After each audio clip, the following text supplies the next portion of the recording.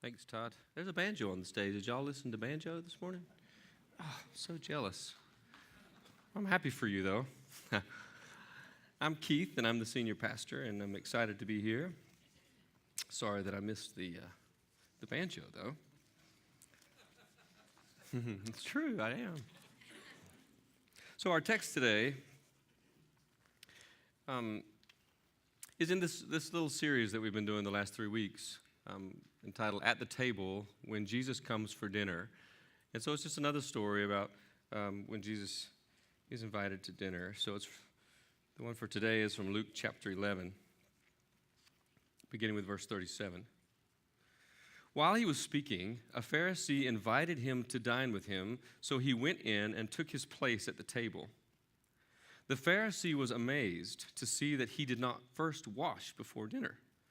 Then the Lord said to him, "Now you Pharisees clean the outside of the cup and of the dish, but inside you are full of greed and wickedness. You fools! Did not the one who made the outside make the inside also?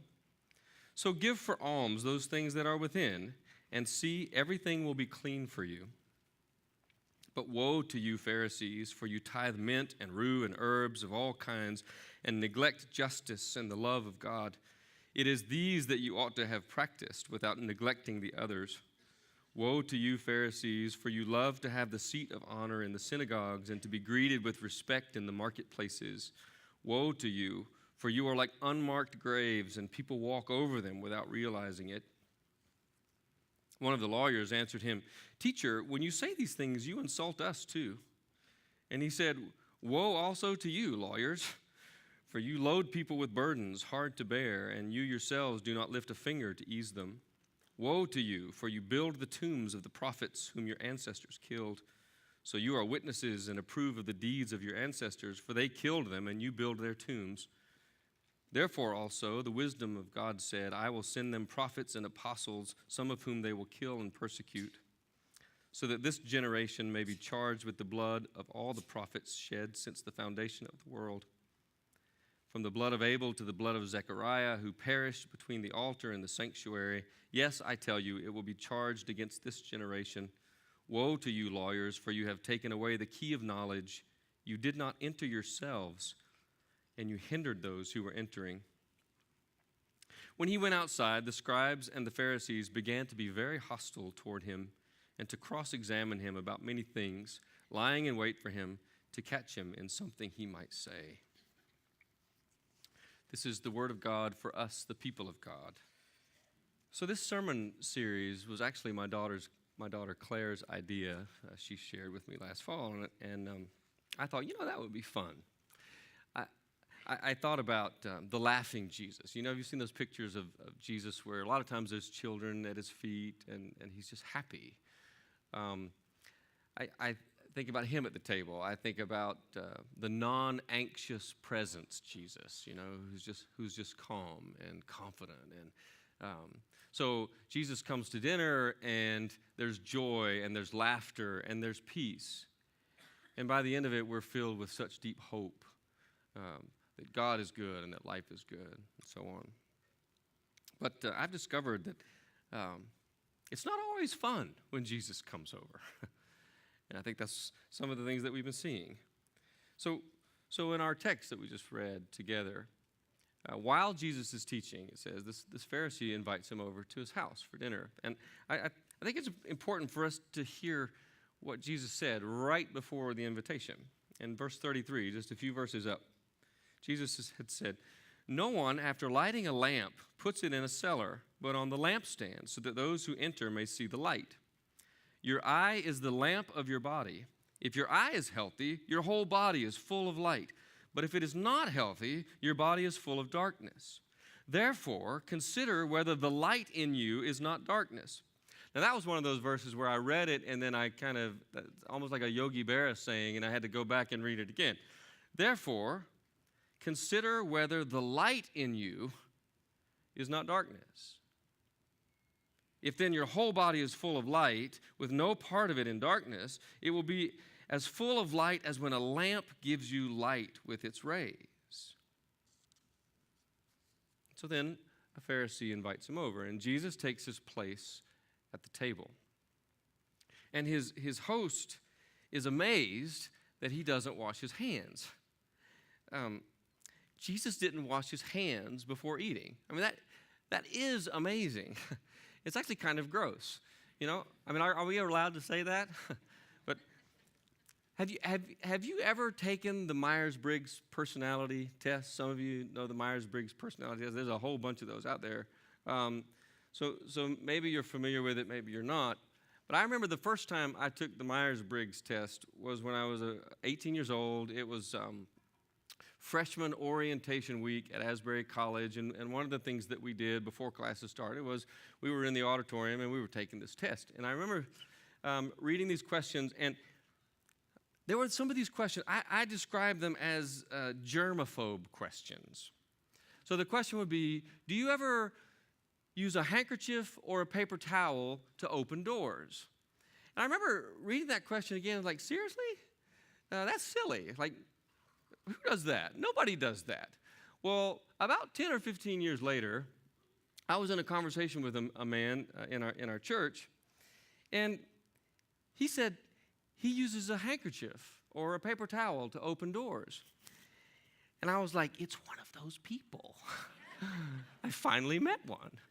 And then he turned to me and he says, do you use a handkerchief or a paper towel to open doors? And I'm like, well, not really. And he said, well, next time you're in a restaurant and you go to the restroom to wash your hands before dinner, he says, I want you to notice the people who come and go. And so I did. And I was stunned. I was amazed at how many people would come into the restroom and do restroom things and would walk right past the sink and open the door and go out into the restaurant and have dinner. And I'm like, holy cow, you got to be kidding me. I was at the Borders bookstore in Winston-Salem studying on sermon, having coffee, and I was at the sink washing my hands, and all of a sudden the door to the bathroom just bursts open. This guy, I can see him in the mirror behind me. He comes flying past me, throws open the door to the stall, and just kind of like skids on his knees. And I couldn't see it, but I could hear it, and I could see his knees on the ground. So I knew he was hugging the commode and just vomited his guts out. Now, I know that's really gross. I always feel like I'm probably going to be in trouble later for sharing that, but it's for this point. He comes out of the stall, calm and collected. I'm still there washing my hands, and he walks right past me, grabs hold of the doorknob, and goes out into the restaurant. So, guess what I started doing? And if there's not a handkerchief or a paper towel available, if there's just the hand dryers, then, you untuck your shirt and you find a way to get out of that bathroom without touching the doorknob. Well, this isn't exactly the dynamic of our story, but I think it's possible that Jesus didn't wash his hands on purpose so that he can make a really important point. Now, the context of this, like the reason this Pharisee was surprised that Jesus didn't wash, it was not a matter of cleanliness, but it was a matter of ceremonial law and ritual. Now, the law laid it down that before eating a meal, you had to wash your hands in a certain way, and that you also had to wash them in this way in between courses of that meal. And so, as usual with the Pharisees, every little detail, down to the smallest thing, was accounted for. They would have these large stone vessels just for this purpose of hand washing, and it was so that they could make sure that the water that was being used was not unclean. And so, the amount of water was important too. It was like a quarter of a log, which means it was enough water to fill 1.5 eggshells. And you would start with this 1.5 eggshell amount of water at your fingertips. And you would pour the water over your fingertips and let it run down, to your wrist. The way that you would cleanse the palm is you would take the fist of the other hand and work it like this and clean your hand. And then finally, you would take the same amount of water starting at the wrist and pouring it at the wrist and letting the water run down your hand and drip off the fingertips. So for the Pharisee, if you omitted any of these details with this ritual, it was considered sinful. It was problematic. And so Jesus kind of has some things to say about that. But at the heart of it, he's like, if you were as careful and meticulous about the cleansing of your hearts as you are about the cleansing of your hands, that our world would be a much better place. This kingdom that Jesus had come to usher in would have a better chance of becoming reality. So when Jesus comes over, oftentimes we see in these stories, he stirs things up. He makes things uncomfortable and awkward. He talks about the elephant in the room. He pushes people to this point. And so his host is offended by this. And you heard it read, like, after a few things Jesus says, one of the lawyers at the table says, well, teacher, these things that you're saying, they insult us too. And he was just like, well, yes, they should. I mean, it's probably we could talk a little bit about, the way Jesus goes at this and the things that he says, but he's pretty passionate about it and places these woes on them. You guys are so meticulous with your religion, but you don't see the bigger picture. You neglect justice and the love of God, two extremely important things. I read Fred Craddock's commentary on the story, and it was good for me, he reminded me of a very important point in this story, that Jesus and the Pharisees had a lot in common. They worshiped together. This was a big one. Every Sabbath day in the synagogue, they were together. They worshiped together. There are a lot of stories in the New Testament where Jesus is invited over. He has dinner with Pharisees.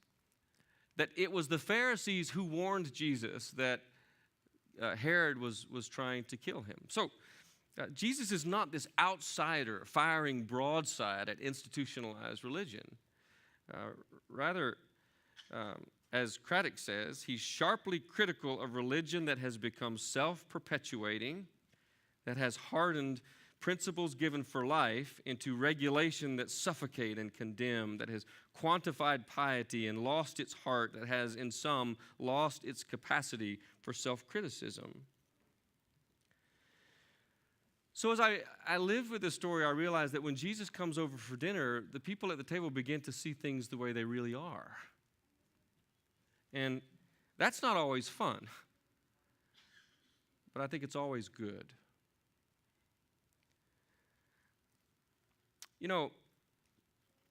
I try to always ask myself the question, what does this story have to do with us? This is centuries old stuff. I mean, this is a new day. This is a different day. They talk about things that are understood in Jesus' time that we have to explain. What does this mean for us? First United Methodist Church in Waynesville, North Carolina, in the United Methodist Church and in this world that we live in. Well, I think that we are at a time and a place in the life of our church where we need to see things clearly. We need to see things the way God sees things. And I'm convinced that we want to, and that's a good thing. It's a really good start. And so there are a couple of things that I want to mention, a couple of things that I think this passage, that this story really speaks to us about. And the first one is what's about to happen in just a few minutes, is the first of our 4 listening sessions for our master plan. Hopefully all of you received one of these brochures in the mail this week. I know that they are available in lots of different places. We were talking about, you started talking about building and about master plan years before I became your pastor a year and a half ago. So it's a familiar thing, at least, that's out there. And this brochure that you either have looked at or that you will look at, it says Loving Waynesville.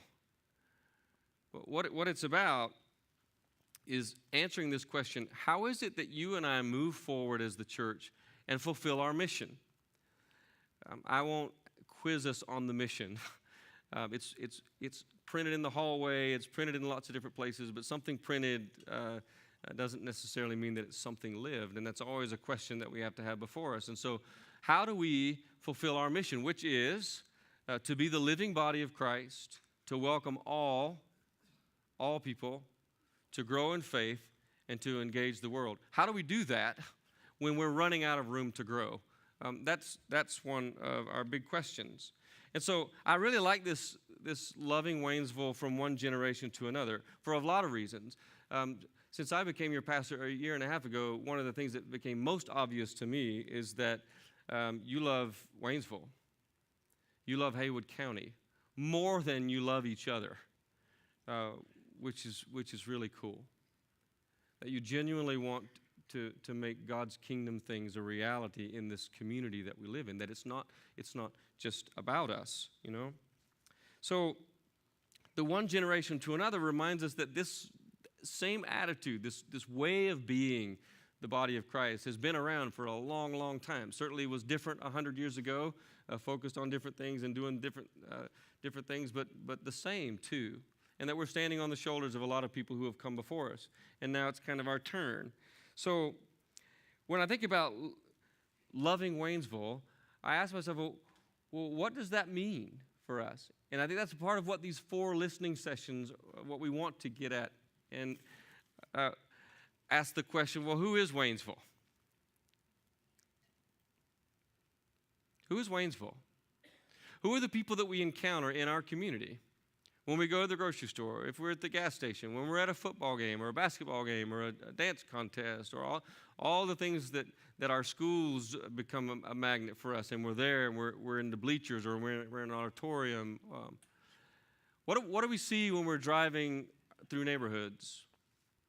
Maybe when we walk through the neighborhood or run through the neighborhood, we actually see a bit more than when we're driving. But who lives right around us, like 2 streets over? Maybe it's some of you. Maybe it's not. Do we know who they are? And then I ask myself, well, what would it take for us to really love them? The people that we see. I think it'd be maybe kind of disruptive. I just know that when I need to go out of my way to connect with somebody that I don't just naturally connect with, it takes some time. I'm going to have to not do something that I want to do or that I normally do in order to do something else. It's going to disrupt my life. But you know what? Jesus was very disruptive. That's what I've learned about these dinner conversations. She came in and he stirred things. He disrupted people's lives and he challenged people to kingdom things. And I think it's important that we notice, Jesus didn't slam the ritual so much. He didn't say, don't do your tithing of these little things, and he's like, pay attention to that stuff. He said, but there's something bigger here. There's something that matters more. Like, do all those things, but make sure you don't neglect this justice stuff and this love of God stuff. And I think that's an important thing for us to notice. But if we think again about our community, if we can see them, can you close your eyes and we can just see this is kind of our people that we live with. Maybe we don't hang out with them, but we live with them. And then we ask, well, who's not here this morning? And what if they were here? Like, what if our community was here? I think it'd be a little noisier. A lot of times people who've never been here, they don't know, like, this is that time that you're supposed to be quiet. I'm not in this service for the full time. This is a bit louder service, so that's maybe more of an issue for our 8:30 and our 11. Like, this is the time to be shh. And people who don't know the shh, then they're going to be a little louder than maybe we like, right? And it might smell a little differently. There are some people that can't get to a shower once a day. They might barely can make it to a shower once a week. When Shannon and I and our kids lived in Eastern Europe, we discovered that sometimes that was on purpose. It was a Saturday bath on purpose. And it was so cold, I don't know that it mattered. You just took a bath for one day a week. I think about our passing of the peacetime. We do that in this service, right? We get up and we greet each other. I had a friend who would never shake my hand. It was always the fist bump. And I got the reason why. He worked at the hospital, and it was like, all right, just give me your fist. I don't want your germs. Use a handkerchief to open the door. And I love this. I love it, but I didn't either. It was like it was too far away from me. I'm a hugger. I don't know how passing of the peace happens here, really. I think I've only been a part of it once or twice. But, in the other two services, I get to be a part of the passing of the peace. It's kind of formal. Peace of the Lord Christ be with you. My grandmother's very, very proper, and, she would just kind of hold her hand. If she smiled and nodded, that would just be this outrageous welcome. What if we hugged each other? Do y'all hug in here? Imagine our community being here, and we're just hugging. The thing about hugging is hands don't even matter. I like the way that the Italians greet each other. It's the two-cheek kiss. I know I shared with you all sometime last year about my experience with the Haywood Street congregation in Asheville, and they have communion every week. And at communion, they invite whoever wants to come up. There's a couple of loaves of bread and a couple of chalices of juice, and just anybody can come, whoever feels led, whoever wants to. And so I remember it was time for communion, and I'm coming down, and then dogs are allowed in the service. And so there was a dog in the pew, and there was the lady in front of me was holding her dog, and we're in worship, and we're going down for communion. And I was focused on the fact that there was a homeless guy holding the bread that I was going to eat. So it really freaked me out when dogs passed each other, and there was this eruption of barking. But I wondered, how clean are his hands? Did he wash them? And I took the bread from him, and I ate it, and I was walking back to my seat, and like in this space, it would be like I got to that point, I got to that corner, and I was going to turn and go back to my seat. And so, I had that view of the whole congregation, and I started crying. Because what I saw was every shade of skin color. I saw wealthy people in nice suits. I saw homeless people who probably didn't own a suit. I saw dogs. What I think I saw was a glimpse of the kingdom. I think Jesus says a lot of things that point to that kind of thing. How do I live my life? What rituals do I love and cling to that maybe keep someone else away? In Becky's sermon last week, I watched it on YouTube. You can watch the sermons on YouTube if you missed them. She talked about her story where Jesus came to dinner, and the question was kind of who's at the table? Who is it that you invite? Like, who's even there? Which is the question we kind of just wrestled with. But she said something to the effect of, our desire to have the best seat in the best place really exposes our motivation, that maybe I'm looking in the mirror. I'm looking out for my best interests. I'm looking out for what I need, maybe even for what I want. This is the way I like things to be, sort of thing. And Jesus says, when you put that mirror down, who do you see? When I stop looking at myself, who do I see? And he reminds us that that's who needs to be at the table. When Jesus comes for dinner, he reminds us that that's who needs to be at the table. And this master plan stuff is we're setting the table for our future. And so I think about our life in this place. And if our community is to be, our broader community is to be a reflection of our faith community, then our question is, how are we doing with that? And at these 4 listening sessions, we can begin to ask ourselves, or continue to ask ourselves, really, because it's been being asked for a long, long time, what needs to happen in order for that to happen? So I hope you will all get to one of these 4. You will notice that they're at different times, and it's an important conversation because we're in this together, and we're better together. The second thing that I want to quickly just speak to, that I think this text speaks to for us, is what's happening at our denominational level with the general conference that's coming in February. And some of you, that's unfamiliar language, maybe if you're visiting, and I'll be happy to go into all the details with that. But for the sake of time now, just that our denomination is having a global conference in St. Louis in February to continue this conversation and this debate over the issue of full inclusion for gay and lesbian people as it relates to marriage and as it relates to ordination as being a part of our life together. Now, that's one reason why I think it was important for us to see that Jesus and the Pharisees, they were the same. They were the people of God. They were at the table together. And this was a tough dinner conversation. Jesus passionately says some things. Did you notice at the end of it, it says, that they were hostile towards Jesus after dinner was over. Like, it was trouble. There was conflict and there was controversy. And if you're like me, we don't particularly like that. Like I might find a really good excuse to not come to dinner if I know there's going to be an awkward conversation because so-and-so is going to be there. Maybe we felt some of that this week for Thanksgiving because somebody came to town. Certain things mattered to Jesus. Certain things mattered to the Pharisees. They were in this together. And Jesus pushed them, and they pushed back. It was this crucial conversation at dinner. A crucial conversation has been defined as a discussion between two or more people where stakes are high, opinions vary, and emotions run strong. Where the hair starts to stand up on the back of your neck. That's kind of what's going to be happening in February. It's what's been happening for 40 years. Our denomination has wrestled with this issue. And you know, St. Louis, that's kind of far away. All that can happen, and we can just let it and not give a whole lot of thought to it. But I don't think we can do that.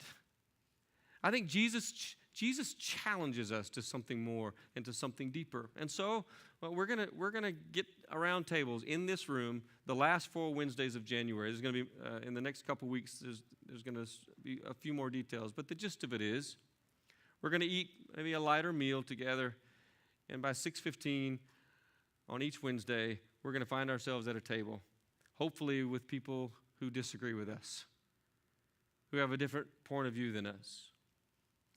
And we're going to remember that we're family. Like this is us in this town, loving each other and loving this town, loving our church, wanting God's kingdom to be in this place. And we're going to have an opportunity to talk about this. And we're going to need lots of courage to go along with lots of love. And we're going to listen with love. That's what we're going to call these conversations, listening with love. There's listening sessions for our master plan, and these are going to be like listening sessions for all of this. And so I hope that you'll come. A lot of times what happens is, because we're all good people, I might disagree with you, and I really don't want to hurt your feelings. I really don't want to offend you. And so I'm just going to stay home. I'm sure there'll be a basketball game on, and I can just do that. I can just find that excuse. But I really think that God calls us to more than that, and I hope that you'll join me in those things because I think it's really important. So that regardless of what happens, what decisions are made in a vote in St. Louis, you and I will have some sense of clarity about how we can be the church together, even when we radically disagree on this issue, on whatever the next issue will be. I really believe that we're better when we're together. So I've learned that a person or a church can have a really nice dinner without ever setting a place for Jesus. But the problem with that is we could be in darkness and we could never even know it. So Jesus said, "No one after lighting a lamp puts it in a cellar, but on the lampstand, so that those who enter may see the light. Your eye is the lamp of your body. If your eye is healthy, your whole body is full of light. But if it is not healthy, your body is full of darkness.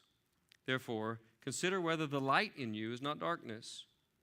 If then your whole body is full of light, with no part of it in darkness, it will be as full of light as when a lamp gives you light with its rays." My prayer is that God will help us be that kind of light. Amen. And so now we're going to celebrate